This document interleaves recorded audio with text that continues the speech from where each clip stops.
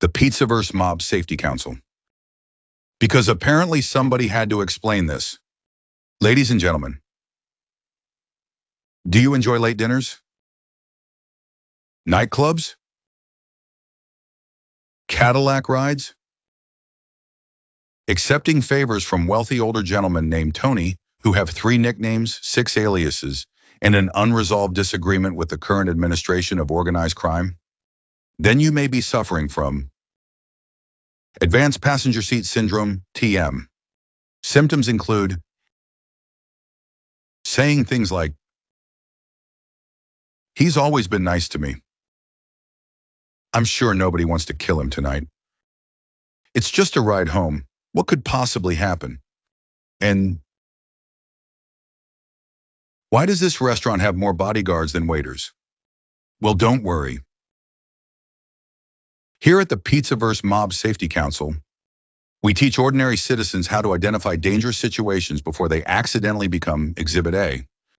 Our revolutionary training courses include Mobster Identification 101. Learn to recognize warning signs such as men over 60 introducing themselves as Little Augie, friends calling someone Tony Bender, anybody saying, "Vito would like a word," owning a Cadillac large enough to hide an entire baseball team inside the trunk. Dinner date assessment. Ask yourself important questions. Is he paying cash? Does he have a driver? Did 3 men stop talking the second you walked into the restaurant? Did someone just leave a payphone looking nervous? If the answer is yes, order dessert. Call a taxi. Go home.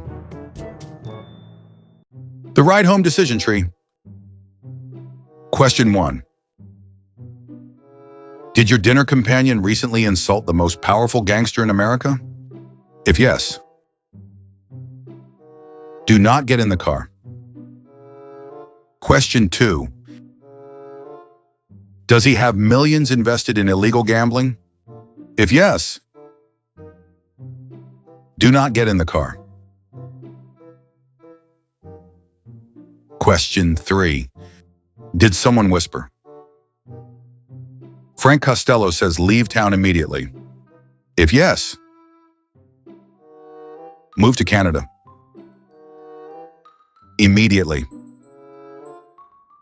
And remember,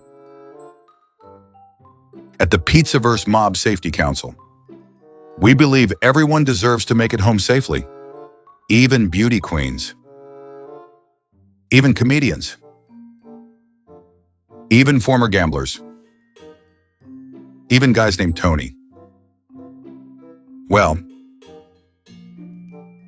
maybe not every Tony. The Pizzaverse Mob Safety Council. Because organized crime isn't glamorous. It's mostly old men arguing about money until somebody disappears, paid for by concerned citizens. And Ghost the Sheba. Ghost has never trusted anyone named Tony. Ghost was right.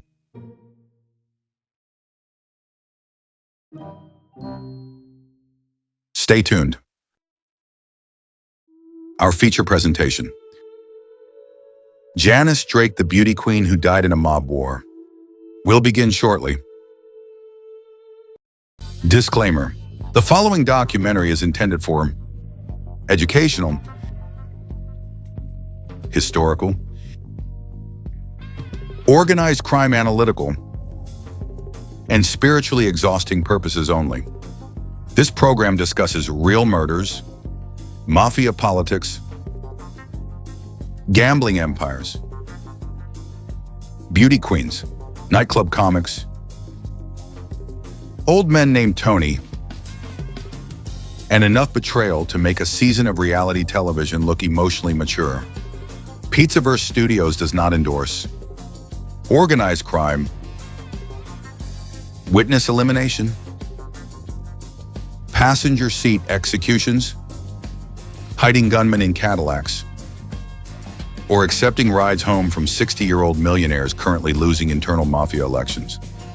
Any resemblance between honorable brotherhoods and groups of middle-aged men murdering each other over gambling concessions in Miami is purely coincidental. If you have complaints, please direct them to history, the FBI archives, and whichever genius decided that killing a former Miss New Jersey was somehow good business. Now let's get into it. Janice Drake, the beauty queen who died in a mob war. A Pizzaverse Studios documentary. A Palermo Productions original. Written by Bambi Palermo. Narrated by Vincent DePrio. September 25th, 1959. Queens, New York. A black Cadillac sits quietly near LaGuardia Airport. Its engine is still running. Inside are two bodies.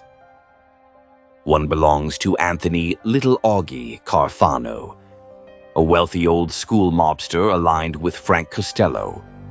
The other belongs to Janice Drake, former Miss New Jersey, dancer, model, mother, a woman who never took an oath, never collected a bookmaker's envelope, never ordered a murder, and never expected that a dinner invitation would become her death sentence. Tonight we examine one of the coldest truths about organized crime. The mafia doesn't merely kill enemies. Sometimes it kills inconvenience, and Janice Drake became inconvenient. The woman in the passenger seat. September 25th, 1959. Queens, New York. Near LaGuardia Airport. On a quiet stretch around 94th Street and 24th Avenue, a black Cadillac sat with its motor still running. Inside were two bodies. Anthony Little Augie Carfano was slumped behind the wheel, blood soaking into his expensive suit. Beside him was Janice Drake, former Miss New Jersey, dancer, model, wife, mother. She had been shot in the temple. She had been shot in the neck. And she had absolutely no idea that when she climbed into that Cadillac earlier that evening, she was stepping into one of the deadliest internal mafia purges of the 20th century. Janice Drake wasn't a mafia boss. She wasn't a racketeer. She wasn't an informer. She wasn't a bookmaker. She wasn't somebody moving heroin through the docks or skimming casino profits in Havana. She was simply sitting next to a man somebody wanted erased. And unfortunately, the mafia has never been famous for its commitment to witness protection. Janice's story is different because she belonged to another world. A prettier world. A world of cameras, beauty contests, nightclubs, stage lights, television appearances. The kind of world where people spend hours worrying about hairstyles and dresses instead of wondering if there are armed men hiding in the back seat. She had won the title of Miss New Jersey in 1944. She worked as a dancer and model. She married comedian Alan Drake, a performer known for his nightclub engagements and television appearances. Together they raised a son named Michael. By 1959, Alan was off and away performing. Janice remained in Queens, moving through New York's glamorous nightlife scene. And in 1950s New York, glamour and organized crime often occupied neighboring tables. The Copacabana, Marino's restaurant, the Stork Club, late dinners, expensive cocktails, men carrying thick rolls of cash, men with chauffeurs. Men who smiled like businessmen while quietly settling arguments with bullets. Janice was comfortable around powerful people. She was sociable, confident, attractive. People enjoyed being around her. Unfortunately, some of those people happened to be among the most dangerous men in America. She had reportedly dined with Albert Anastasia shortly before his murder in 1957. Police questioned her afterward. She was also socially connected to Nathan Nelson, another figure who would eventually turn up dead. Now let's be clear. Knowing dangerous people doesn't make someone guilty. Being seen at dinner with mobsters doesn't make someone responsible for their crimes. But proximity can be deadly. And Janice Drake spent years living close enough to organized crime that detectives remembered her name. That became her tragedy. She didn't need to do anything wrong. She only needed to be nearby. And on September 25th, 1959, nearby was close enough, because somewhere in New York that night, someone had already decided Anthony Carfano wasn't going to survive until morning, and anyone sitting beside him wasn't supposed to survive either. Janice Drake and the men she knew. Janice Drake had a talent for being remembered. People remembered her beauty. People remembered her smile. People remembered her confidence. And detectives remembered the men sitting beside her. By the late 1950s, Janice had become one of those curious figures who drift through organized crime history. Not a participant. Not an accomplice. Not a conspirator. Just someone who always seemed to be standing near the edge of dangerous events. 2 years earlier, in October 1957, New York witnessed one of the most famous murders in American criminal history. At the Park Sheraton Hotel in Manhattan, Albert Anastasia sat in a barber chair preparing for a shave. He was 62 years old. Powerful. Feared. And known by some as the Lord High Executioner, Anastasia believed he was safe. He wasn't. 2 gunmen burst into the barber shop. Bullets exploded through mirrors. Customers dove for cover. Barbers fled. Anastasia staggered from his chair, swinging wildly at reflections in the mirrors as blood poured down his face. Within seconds, one of the most feared men in America was dead on a tiled floor wearing a barber's cape. Janice Drake had reportedly shared meals with Anastasia before his death. After the murder, police questioned her. They wanted to know what she knew, who she knew, what she had heard. The answers apparently led nowhere, but her name entered police files. And once your name enters police files, it has a nasty habit of staying there. Then there was Nathan Nelson. Nelson operated within New York's garment district circles. Like Anastasia, he would also end up murdered. And once again, Janice's name surfaced. Not because she was involved. Not because she committed crimes. Simply because she knew people.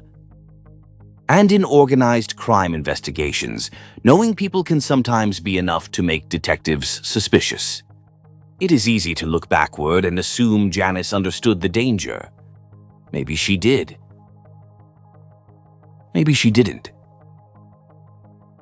The truth is that mobsters often borrowed legitimacy from the world around them. They sat beside singers.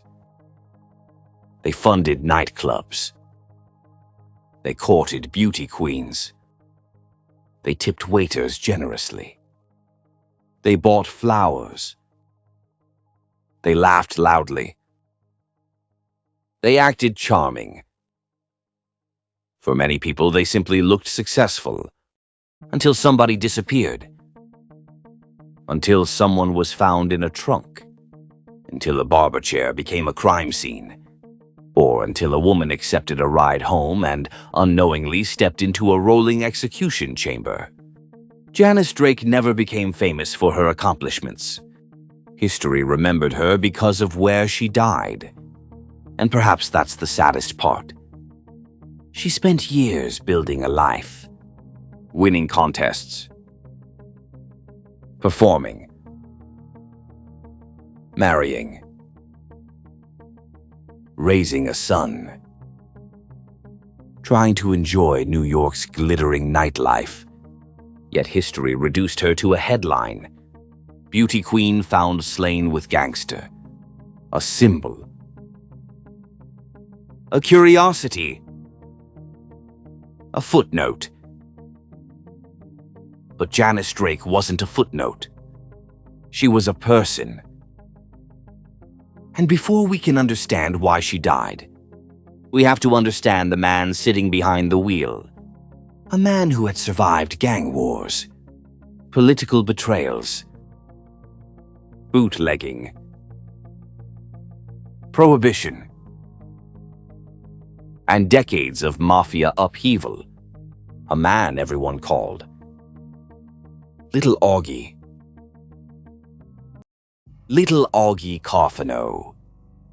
Prohibition, power, and surviving the old world.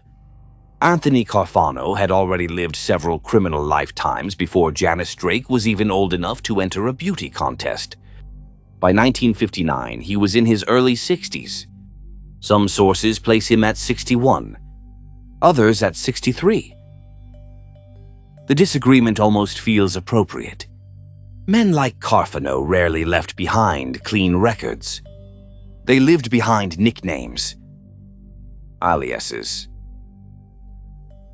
cash transactions, and long periods where nobody asked too many questions. Carfano was known as Little Augie, not because he was harmless, but because he was short, compact, neatly dressed, and capable of navigating decades of underworld politics without getting himself killed. For a very long time, that counted as genius. Carfano came up during the age of prohibition. The federal government outlawed alcohol. Americans immediately responded by drinking even more. Apparently, the quickest way to make people want something is to tell them they can't have it. Suddenly, whiskey became gold. Beer became currency. And every ambitious street gangster discovered he was now an entrepreneur. The business model was surprisingly simple. Find liquor. Move liquor. Protect liquor. Bribe everyone. Repeat until rich. Dock workers. Truck drivers. Warehouse owners. Police officers. Bartenders. Politicians. Everybody had a price. And if they didn't, someone usually found a way to convince them. Carfano learned quickly. He worked alongside men who would eventually become legends of American organized crime. Frankie Yale, Joe Masseria, Lucky Luciano, Frank Costello, Joe Adonis. Men who transformed neighborhood gangs into a nationwide criminal corporation. These weren't random hoodlums anymore. These were executives. Executives who occasionally solved workplace disagreements with machine guns. Carfano survived the bloody Castellammarise War. He survived the collapse of Joe Masseria's empire. He survived the rise of Lucky Luciano. And he survived because he understood an important truth. In the mafia, loyalty is appreciated. Money is respected. But usefulness keeps you breathing. Carfano earned money. Lots of it. He became closely associated with Frank Costello. Costello was different from many gangsters. He preferred influence over intimidation. Judges, politicians, fixers, gamblers, businessmen, people who wore expensive suits and preferred shaking hands to breaking legs. Costello wanted power without attention. Vito Genovese wanted power with his name attached to it. Carfano fit comfortably into Costello's world. He understood gambling. He understood discretion. And eventually, he understood Florida. That understanding would make him wealthy. And later, it would get him killed. Florida money. How little Augie built a gambling empire. By the late 1930s and into the 1940s, Anthony Carfano was no longer just another aging bootlegger trying to stay relevant. He was wealthy, connected, trusted, and perhaps most importantly, he was earning. In organized crime, earning cures almost every personality defect. You can be arrogant, annoying, argumentative, even slightly insane. But if you're making millions of dollars, people suddenly discover you're a genius. Florida became Carfano's playground. Miami Beach, Palm Beach, sunshine, hotels, tourists, nightclubs,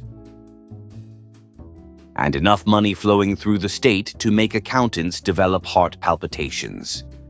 South Florida looked like paradise. But organized crime looked at paradise and saw something else. Opportunity. Tourists wanted excitement. Visitors wanted gambling. Hotels wanted customers. Politicians wanted tax revenue. And mobsters wanted everyone's cut. Meyer Lansky understood that better than anyone. Lansky didn't view Miami as merely a vacation destination. He viewed it as a marketplace, an open city, a place where multiple crime families could operate without one family claiming absolute ownership. On paper, it sounded civilized, a criminal version of peaceful coexistence. In reality, it meant everyone smiled at each other while quietly calculating who they'd murder first if business slowed down. Carfano flourished. His gambling interests expanded. Bookmaking operations generated steady cash. Illegal card games attracted wealthy visitors. Hotel rooms filled. Liquor flowed. Markers accumulated. Debts multiplied. And money moved through the same channels over and over again. Small bets. Large bets. Horse races. Football games. Dice tables. Private gambling salons hidden behind respectable businesses. Millions of dollars passed through Carfano's network. And that changed how people saw him. He wasn't merely Anthony Carfano anymore. He was infrastructure. He was income. He was a revenue stream. That distinction matters. People often assume mafia murders happen because somebody was insulted, because somebody forgot to kiss a ring, because someone looked at the boss the wrong way. Sometimes that's true. But more often, people die because someone else wants what they own. And Carfano owned something valuable: influence, connections, territory, and millions of dollars. Then the political landscape shifted. Frank Costello had spent years ruling through diplomacy. He preferred favors over fear, conversations over gunfire, quiet deals over public displays of authority. Vito Genovese hated that approach. Genovese wanted obedience, visibility, submission. He wanted everyone to know exactly who sat on the throne. And by 1957, he was prepared to remove anyone standing in his way, including Frank Costello, including Costello's friends, and eventually, including Anthony "Little Augie" Carfano.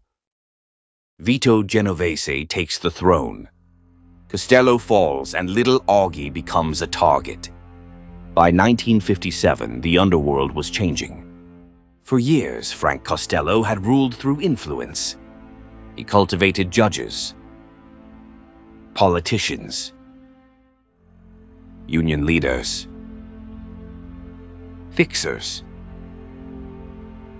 people who preferred conversations over funerals. Costello understood that power was more durable when nobody noticed you had it. Vito Genovese had a different philosophy. He believed power should be recognized, acknowledged, respected, and feared. Preferably all before lunch.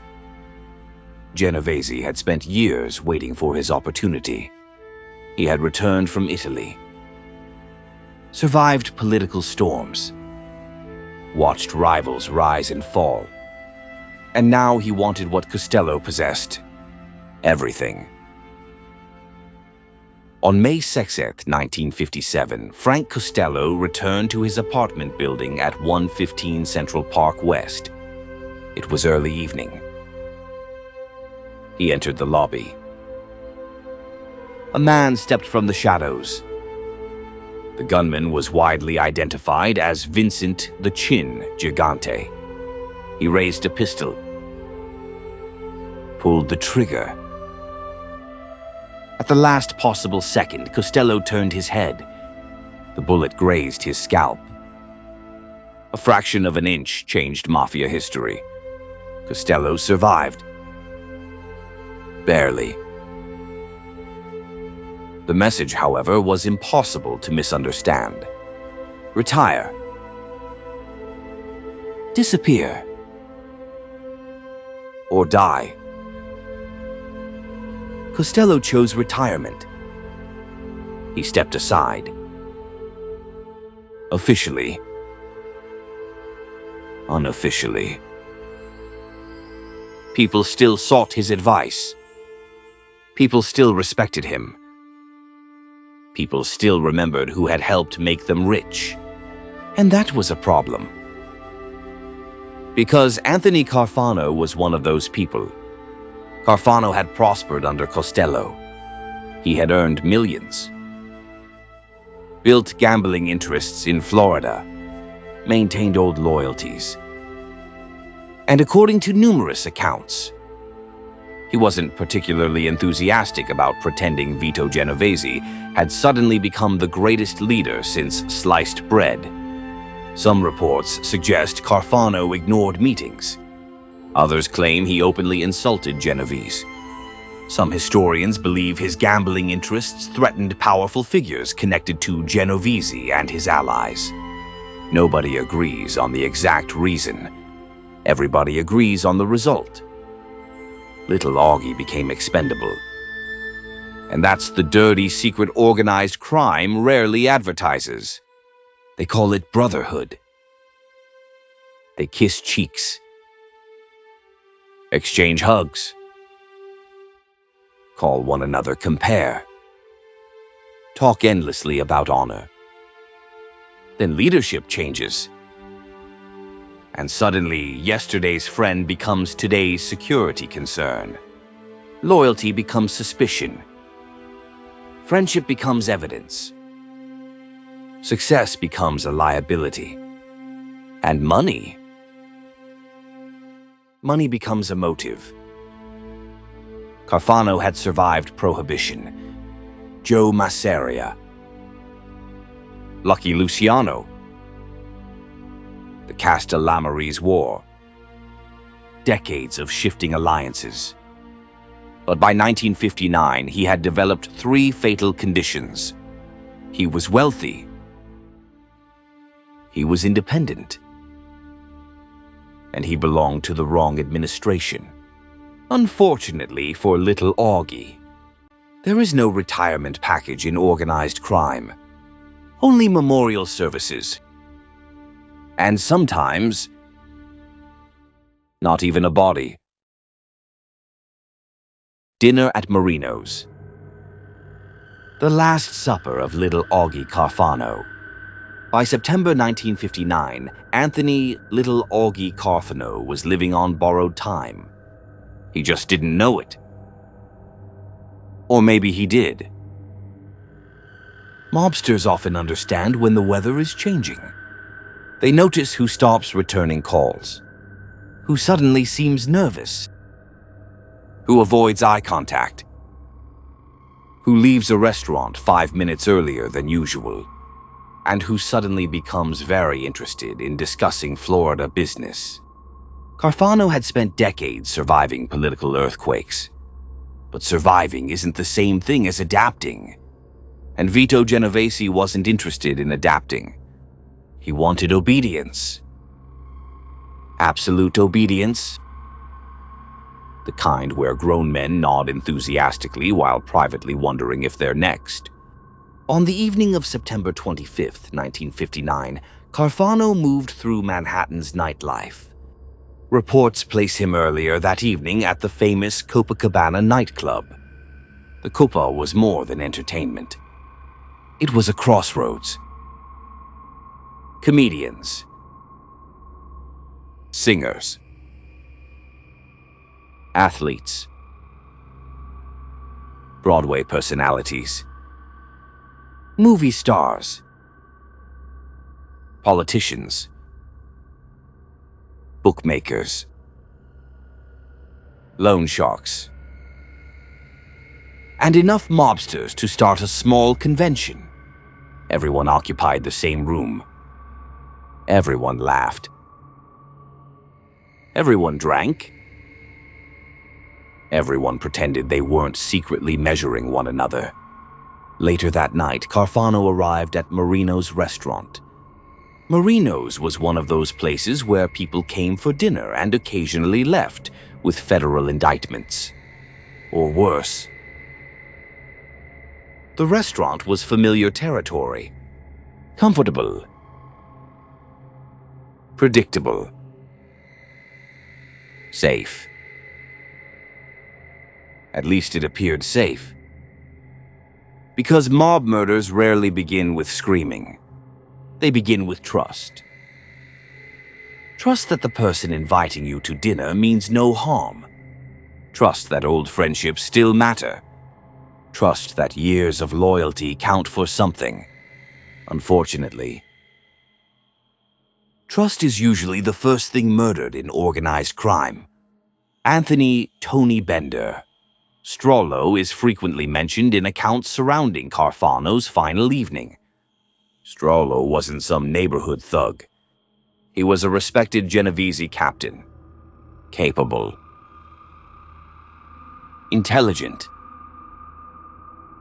Dangerous.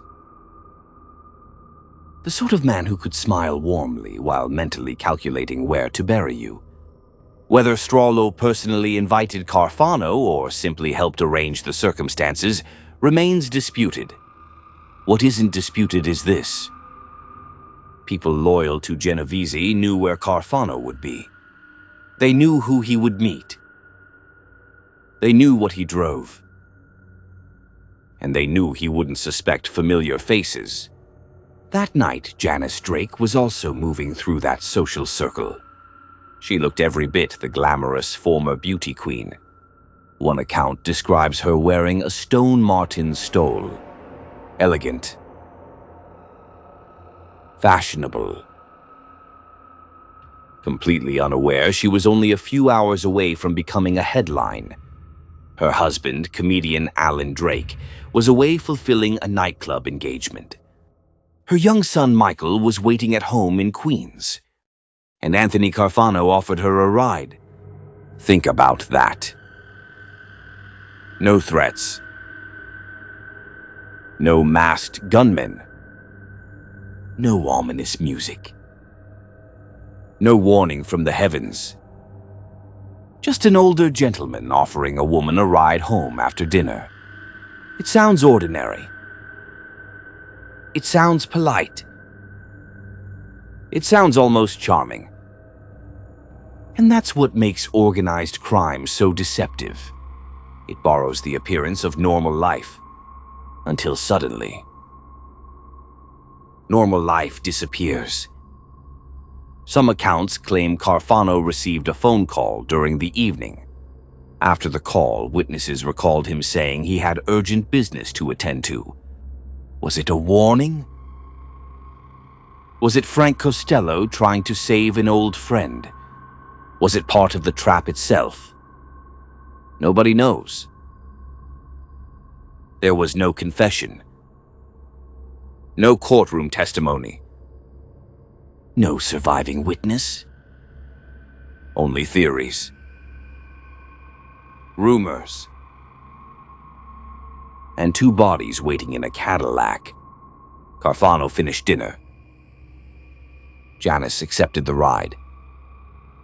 They left Marino's, drove into the night, and somewhere between Manhattan and Queens, the last chapter of Anthony Carfano's life finally began. The ride home. When a Cadillac becomes an execution chamber, Anthony Carfano had spent nearly 40 years surviving organized crime. He survived Prohibition. He survived gang wars. He survived political betrayals. He survived Lucky Luciano. He survived Frank Costello. He even survived Vito Genovese long enough to become a problem. But there is an ugly truth about men who survive dangerous lives. Eventually, survival becomes routine. Routine becomes confidence. Confidence becomes complacency. And complacency gets people killed. Sometime after 9:45 that evening, Carfano and Janice Drake left Marino's restaurant. They climbed into his black Cadillac. Janice settled into the passenger seat. Carfano got behind the wheel. The city lights of Manhattan slowly disappeared behind them. Queens waited ahead. Home waited ahead. A husband waited ahead. A young son waited ahead. Tomorrow waited ahead. Unfortunately, someone else was waiting too. No one knows exactly what was said during that drive. Maybe they talked about Alan Drake. Maybe they discussed old friends. Maybe Carfano complained about business problems. Maybe Janice simply thanked him for the ride. Perhaps they rode mostly in silence. People always imagine mob murders come with dramatic speeches. A final warning. A confession. Some grand cinematic moment. Real life is usually crueler. People die in the middle of ordinary conversations. Half-finished sentences. Small talk. Questions that never receive answers. Investigators later developed several theories. One suggested gunmen had hidden themselves inside the Cadillac before Carfano ever entered it. Imagine that. A man worth millions, a veteran gangster, a survivor of decades of bloodshed, driving through New York while assassins quietly sat inches behind his head. Another theory suggested the Cadillac was intercepted near LaGuardia Airport, forced to stop, surrounded, neutralized. Neither version has ever been conclusively proven. Both versions end exactly the same way, with gunfire. Violent. Efficient. Professional. At approximately 10:30 p.m., residents noticed a Cadillac sitting motionless near 94th Street and 24th Avenue. The engine was still running. The headlights remained illuminated. Inside sat Anthony Carfano, dead behind the wheel. Janice Drake remained beside him, dead in the passenger seat. Carfano had been shot repeatedly in the head. Janice suffered gunshot wounds to her temple and neck. No jewelry appeared missing. No money appeared stolen. Nothing suggested panic. Nothing suggested an argument. Nothing suggested passion. Only purpose. Purpose was the signature of organized crime. The objective was simple. Remove Anthony Carfano. Remove anyone capable of identifying the killers. Leave nothing behind. No witness. No testimony. No loose ends. Janice Drake became collateral damage. But even that phrase feels dishonest. Collateral damage sounds accidental. Like debris falling from a construction site. Like being in the wrong place at the wrong time. Janice Drake wasn't struck by chance. Someone looked at her. Saw a living person. A mother. A former beauty queen. A woman expecting to sleep in her own bed that night, and decided she would not be allowed to leave alive. That decision tells us more about organized crime than any speech about honor ever could. The Mafia didn't merely eliminate enemies, it eliminated inconvenience, and on September 25th, 1959, Janice Drake was inconvenient. Beauty queens, body counts, and tabloid headlines. How Janice Drake became a symbol. The murders of Anthony Carfano and Janice Drake shocked New York. Not because mobsters were dying. Mobsters had been dying for decades. People expected gangsters to kill one another. New Yorkers practically treated it as a weather forecast. Chance of rain. Chance of traffic. Chance of somebody named Tony getting shot. Business as usual. But Janice Drake was different. She wasn't a made woman. She wasn't a mob wife. She wasn't an underworld figure. She was a former beauty queen. A dancer. A model. A wife. And a mother. And suddenly she was dead beside one of the most powerful gamblers in America. Newspapers couldn't resist the story. The headlines practically wrote themselves. Beauty queen found slain with mobster. Miss New Jersey dies in gangland execution. Blonde model shot in Cadillac. Reporters descended upon Queens. Photographers crowded outside the Drake home. Neighbors whispered. Friends speculated. Police asked questions. And somewhere in the middle of all of it, a little boy named Michael had lost his mother. That part rarely makes the front page. Mob stories love power. Money, nicknames, murder. People enjoy hearing about larger-than-life gangsters. People memorize names. Frank Costello, Vito Genovese, Albert Anastasia, Lucky Luciano, Meyer Lansky, Tony Bender Strollo. But victims often become footnotes. Janice Drake became the woman in the car, as if she hadn't lived an entire life before September 25th, 1959. She had won beauty contests, performed professionally, married Alan Drake, raised a son,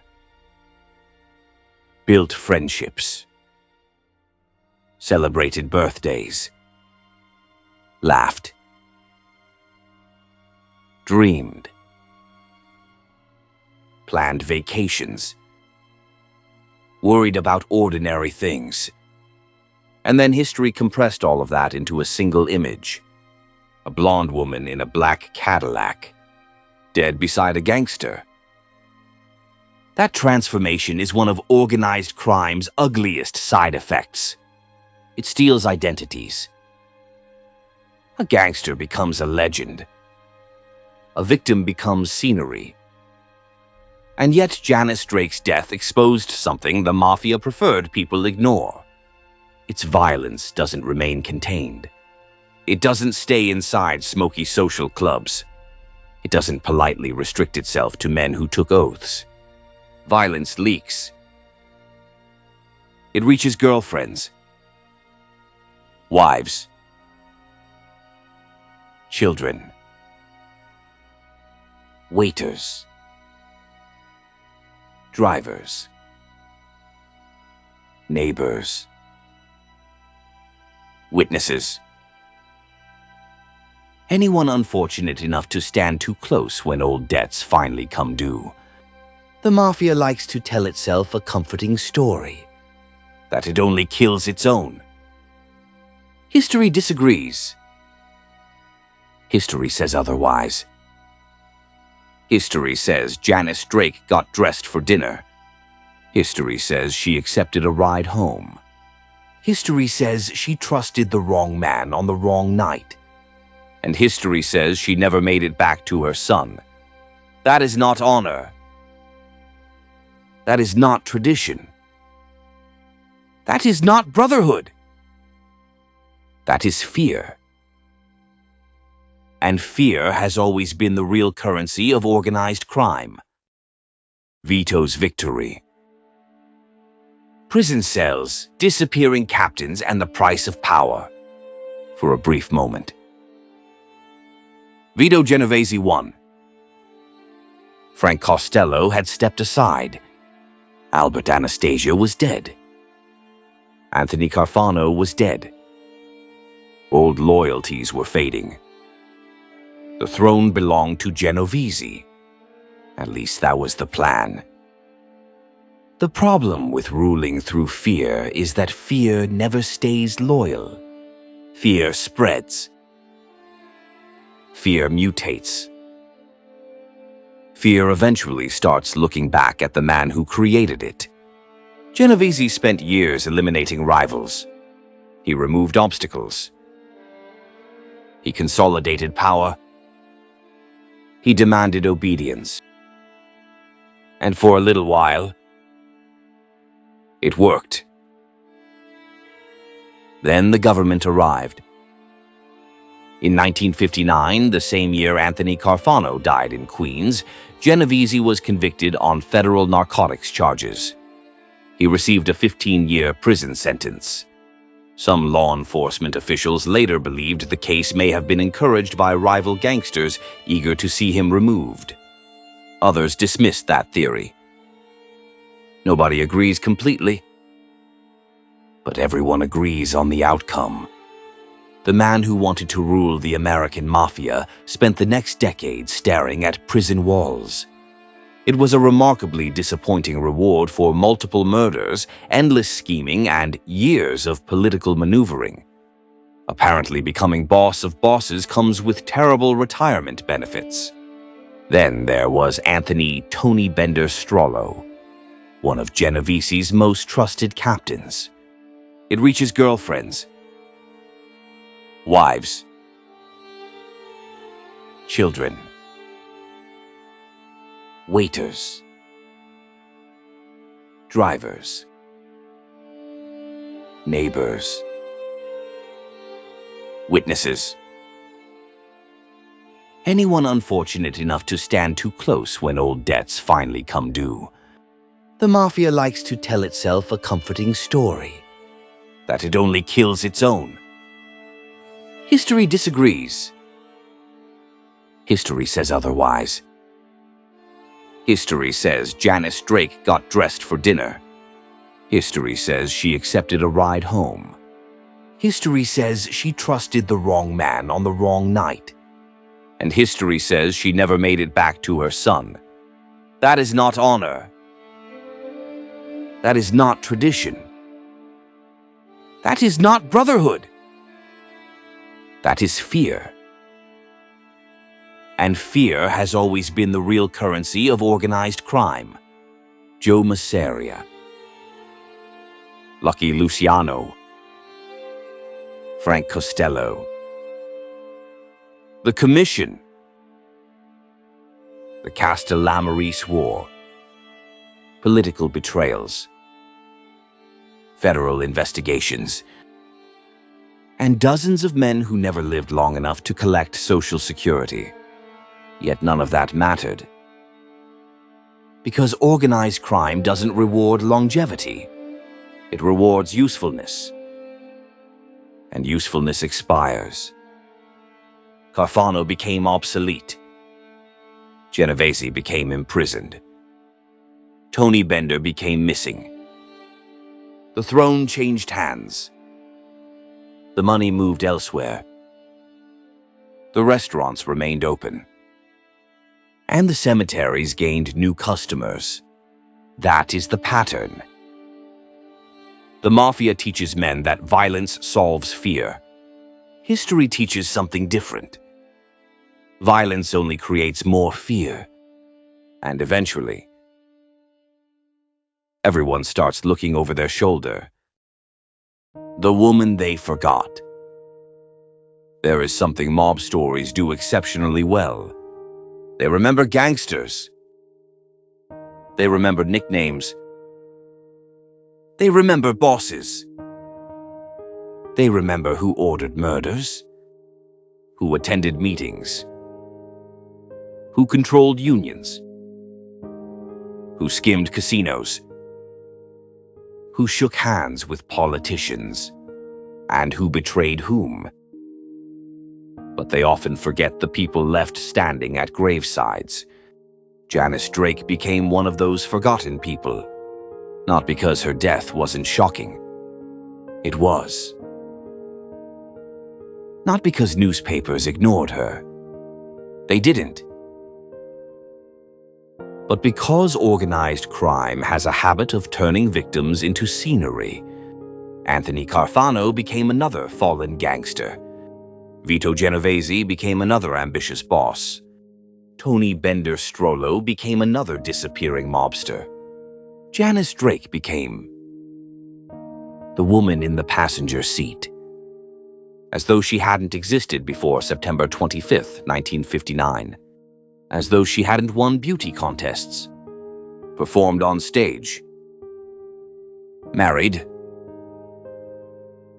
raised a child, built friendships, celebrated holidays, made plans, laughed at jokes, complained about bills, bought groceries, done all the ordinary things ordinary people do. History can be cruel that way. It takes decades of living and reduces them to a single terrible moment. For Alan Drake, there was no mythology, no glamour, no romanticized underworld. There was only a husband forced to identify his murdered wife. A comedian who spent his life entertaining audiences, now facing reporters asking questions he couldn't answer. For Michael, There was no organized crime analysis, no history books, no documentaries, no debates about Vito Genovese. There was only a little boy growing up without his mother. And that is the part mob stories usually rush past. A gangster dies. People discuss power. A boss goes to prison. People discuss politics. A captain disappears. People discuss betrayal. A child loses his mother. And eventually, people stop talking altogether. The lesson people learned in 1959 was simple. Stay away from gangsters. But the deeper lesson is harder to accept. Organized crime survives because respectable society allows it to survive. Nightclubs welcomed mob money. Hotels accepted mob investments. Politicians accepted favors. Businessmen accepted protection. Reporters sold newspapers using gangster glamour. Ordinary people watched from a distance and convinced themselves that violence belonged only to criminals. Then a former Miss New Jersey ends up dead in a Cadillac, and the illusion falls apart. Because organized crime does not remain inside organized crime. It leaks. It reaches singers, comedians, drivers, girlfriends, wives, children, neighbors,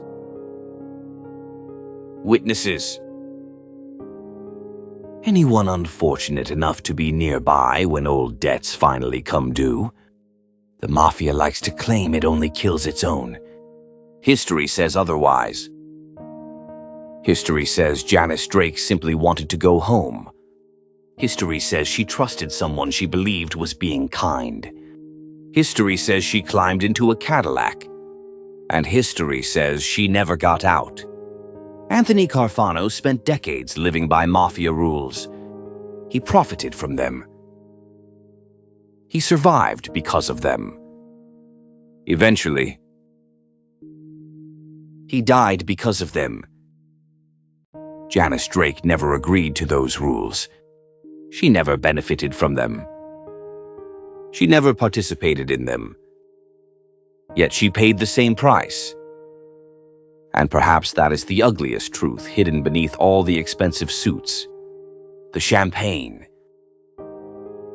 The nicknames. And the whispered conversations. There were never any rules. Only excuses. And excuses are a poor substitute for honor. Anthony Carfano lost his gambling empire. Frank Costello lost his throne. Vito Genovese gained power, then lost his freedom. Tony Benderstrollo vanished into the same darkness he once used against others. Janice Drake lost everything. And all because she accepted a ride home. That is the story of Janice Drake, the beauty queen who never joined the mafia, but died in one of its wars. Sometimes history isn't a lesson. Sometimes it's simply a warning. And sometimes it's both. Yet she paid the same price. And perhaps that is the ugliest truth hidden beneath all the expensive suits. The champagne. The nicknames. And the whispered conversations. There were never any rules. Only excuses. And excuses are a poor substitute for honor. If you enjoyed today's descent into beauty queens, gambling empires, disappearing captains, and enough paranoia to keep an entire psychiatric convention employed for 6 months, please consider liking the video, subscribing to the channel, and joining us here in the Pizzaverse. We've covered mob bosses, government dirty tricks, fairy tales inspired by famine, professional wrestling disasters, and people who somehow manage to lose power, freedom, money, friends, and occasionally their own bodies. Because history isn't boring. History is just people making terrible decisions in nicer suits. And trust me, we've barely scratched the surface. There's always another gangster, another scandal, another mystery, and usually another Tony. Special thanks to everyone supporting Pizzaverse Studios, to the subscribers, the members, the commenters, the lurkers, the people watching while eating cold pizza at 3 in the morning, the organized crime historians, the retired detectives, the insomniacs, and the handful of viewers currently wondering if accepting rides from elderly gamblers is still considered poor judgment. Thank you. Your support keeps these documentaries alive. A Pizzaverse Studios documentary, a Palermo Productions original, written by Bambi Palermo, narrated by Vincent DiPrio.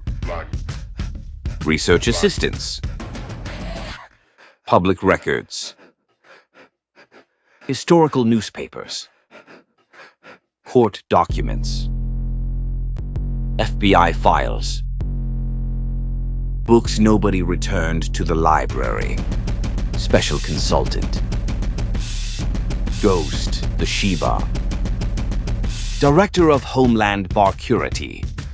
No beauty queens were harmed during the production of this documentary. Unfortunately, history was less accommodating. Thank you for watching. And remember, the Mafia says it has rules. History says it had excuses. See you at the next one, everybody. Pizzaverse Studios. History doesn't repeat itself. It just keeps changing restaurants. Janice Drake. Former beauty queen. Dancer. Model. Mother. Managed to survive beauty pageants, show business, and 1950s Manhattan nightlife, only to discover that accepting a ride home from a millionaire gambler involved in a mafia civil war was apparently not listed in any etiquette book. Final score. Miss New Jersey won. Organized crime still terrible. Anthony Carfano. Professional gambler. Florida entrepreneur. Bootlegger. Frank Costello loyalist. Spent 40 years successfully navigating prohibition, gang wars, political betrayals, and several generations of homicidal Italians. Ultimately discovered that "I'm not attending that meeting" is apparently not a recommended retirement strategy in organized crime. Anthony Strollo. Nickname Tony Bender. Occupation solving problems. Specialty making people disappear. Career-ending realization. People who specialize in making others disappear occasionally discover they are perfectly qualified to disappear themselves. Left home in 1962. Never came back. Somewhere irony was taking notes. Frank Costello. Preferred judges over gunmen. Politicians over street fights. Champagne over funerals. Spent decades proving that influence can be more powerful than violence. Then somebody sent a young guy named Chin Gigante to argue the point with a pistol. Technically won the argument.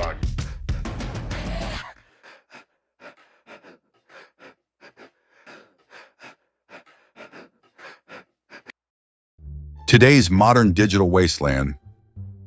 Anybody with a webcam, blood pressure medication, and unresolved childhood issues can suddenly become an internet gangster. Introducing the Banana Family. Internet Tough Guy Starter Pack. The official survival kit for middle-aged livestream philosophers and their dim-witted emotional support offspring. Inside every package you get, one recycled wise guy story from 1987. 3 hours of incoherent yelling about loyalty from a guy who can't even remember his own live stream password. Complimentary. Call every woman a bimbo. Emergency defense mechanism for when arguments get too difficult. And of course, fake banana respect package. Perfect for men who mistake YouTube subscribers for soldiers, family members who peaked during the AOL era, and anybody who says, "You disrespected my father," while buffering in 480p. Warning. Side effects may include yelling over women, fake outrage, low testosterone posture, couch stains, and spontaneous Facebook tough guy speeches after midnight. Back in my day, back in your day, gas was $1, and your knees still worked. Take it easy, Grandpa Gladiator. The Banana Family. Internet Tough Guy Starter Pack. Because when reality fails, there's always live streams. Brought to you by Pizzaverse Pierce Studios. Documenting digital delusion one live stream at a time.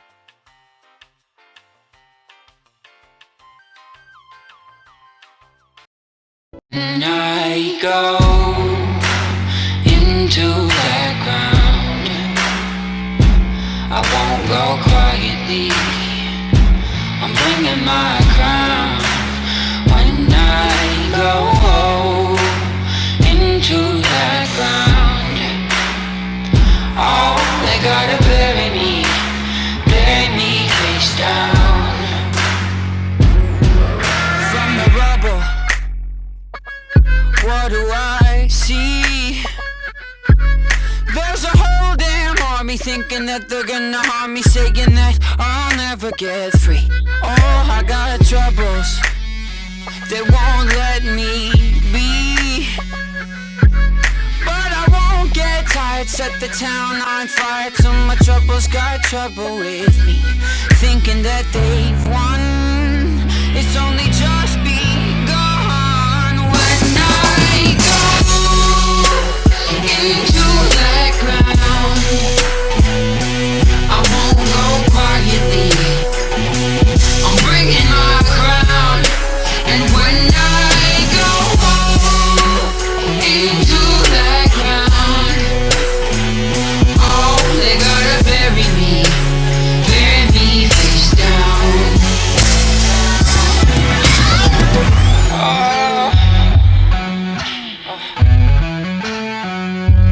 I've been on the run since I was a boy, but now I'm done running. Got another thing coming, watch my enemies get destroyed. Oh, I got troubles of more than one kind, but I never sleep. Gotta bury me 6 feet deep where the sun don't shine.